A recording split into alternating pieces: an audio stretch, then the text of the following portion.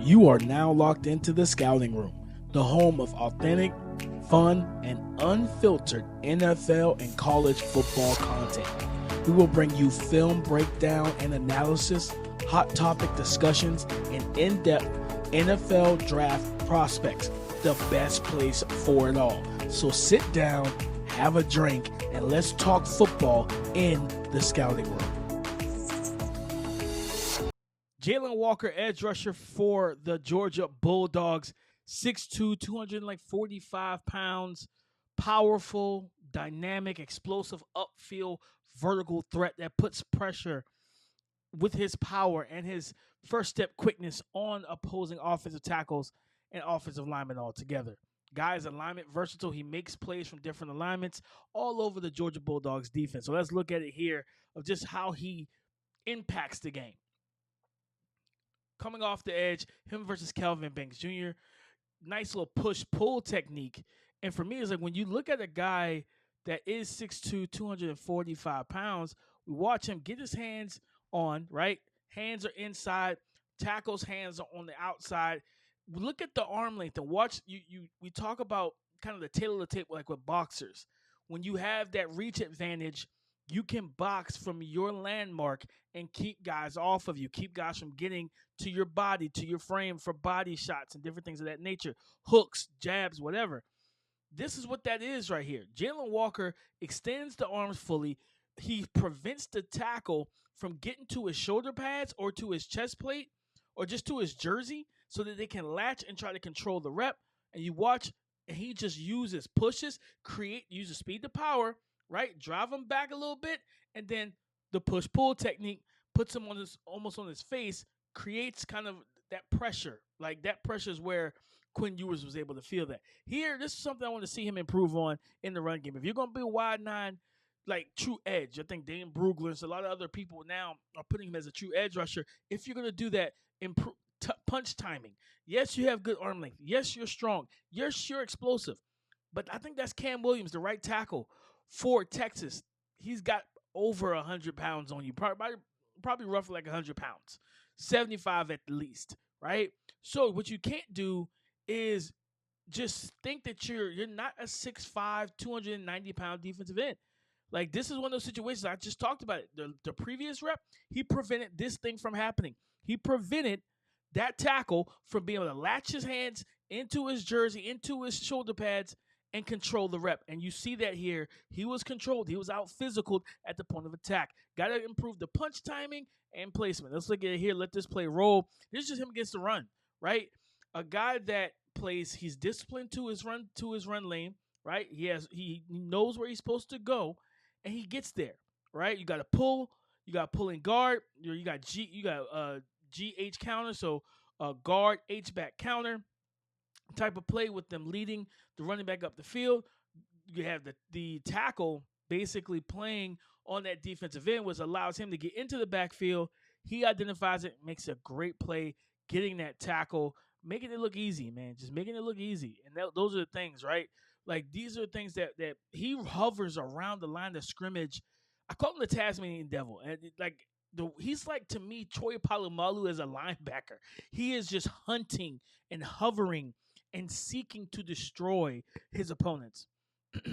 Here, we have him lined up on the outside. He's going to get that rush against the left tackle here. I believe that is Kelvin Banks. And again, it's nothing super nuanced and super technical and, finesse moves. It's just unbridled, unrelenting rage, aggressiveness, aggression, power, and desire. Determination to get into the backfield, right?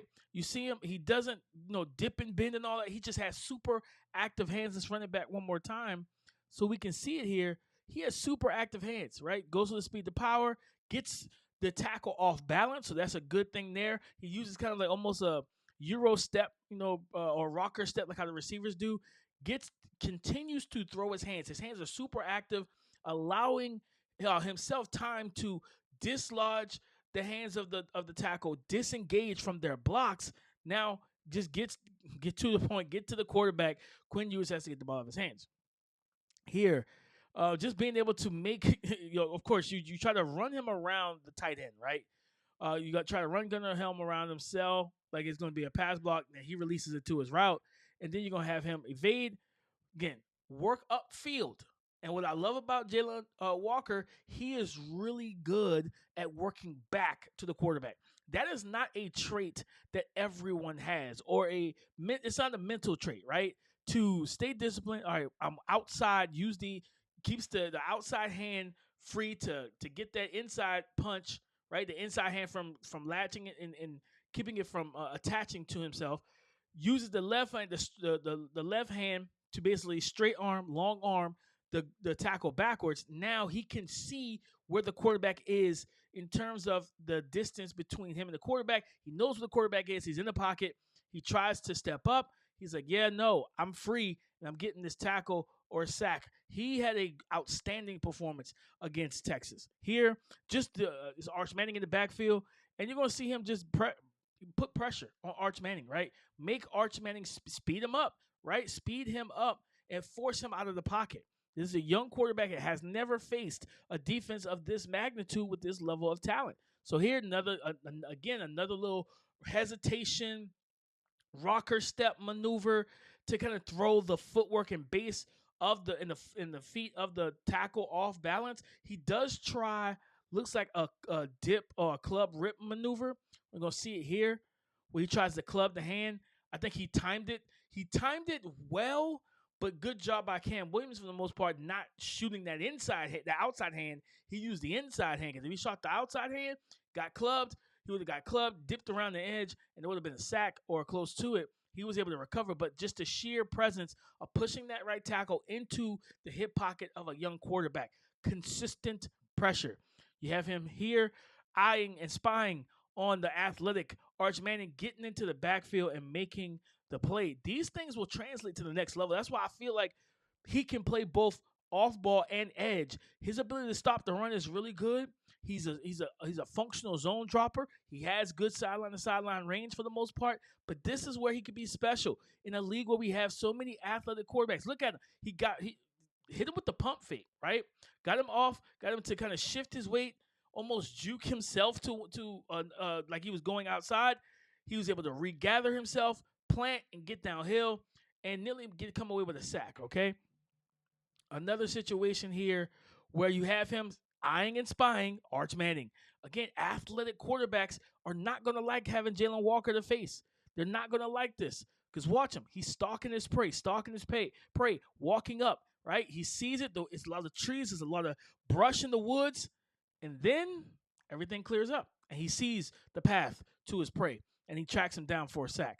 This young man gets after it, man. He gets after it. Here, again, playing linebacker against the run. You're going to have that kind of wham situation with the tight end, and you just watch him handle it, use his hands, shock, stack, and shed, right? Boom, hands in, and he does a good job keeping that run to a minimal yardage. Great job by Jalon Walker. This guy can play all three downs. He can.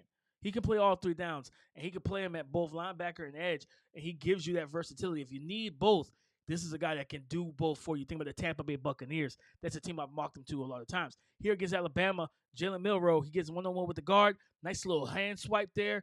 Quickly clears that guard and gets into the face of Jalen Milroe.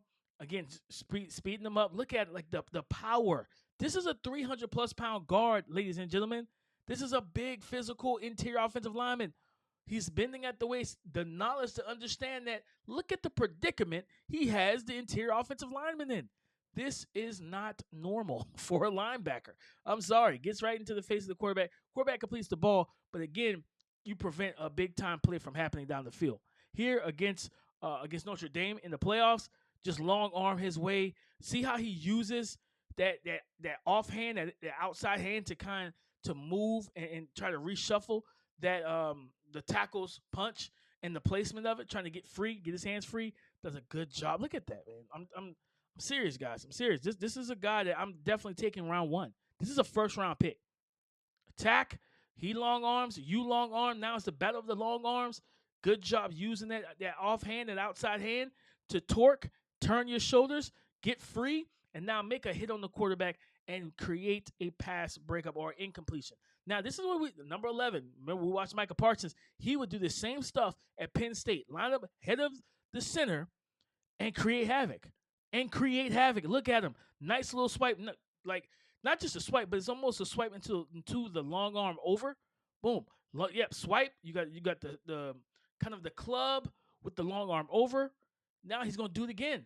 Club long arm over, dislodge. He beat 2 guys. If it wasn't for the fact that the running back Jeremiah Love was in the backfield, this pass is not completed. This is an incompletion and more than likely a sack.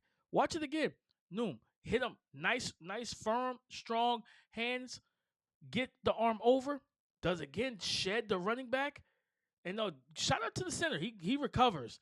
But if it wasn't for that running back, that play is dead in the water, guys. Let's close this thing out here. Another play against Notre Dame.